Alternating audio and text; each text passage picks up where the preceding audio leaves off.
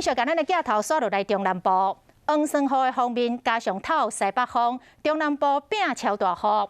来看中华园林，一透早就变雨变甲大路拢积水，汽机车冒险撩水要过，结果拢来飙车，甚至规台车去有积水吞去。好你加载，车主及时逃生。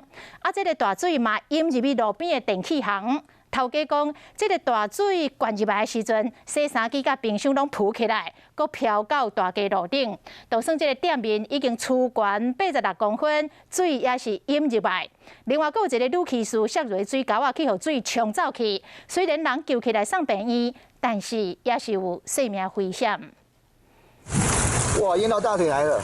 园林市南边街因为直落大雨造成车路积水，甚至搁淹到大腿。路边电器行的头家直怨叹，因为伊的洗衫机和冰箱拢飘出去。哦，冰箱飘出去了。对啊，洗衣机也飘出去了。对。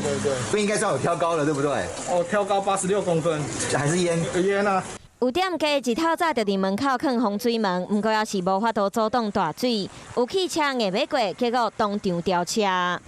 我都拄到啦吼，拄到啦。哦。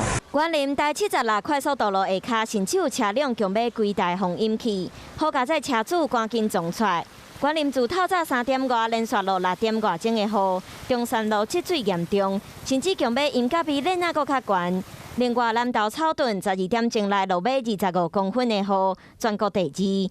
碧山路的农田积水强要比路搁较悬，往来车辆拢爱真细致。中部直路大雨，中华南投有真侪地区拢严重积水，居民的生活拢真无方便。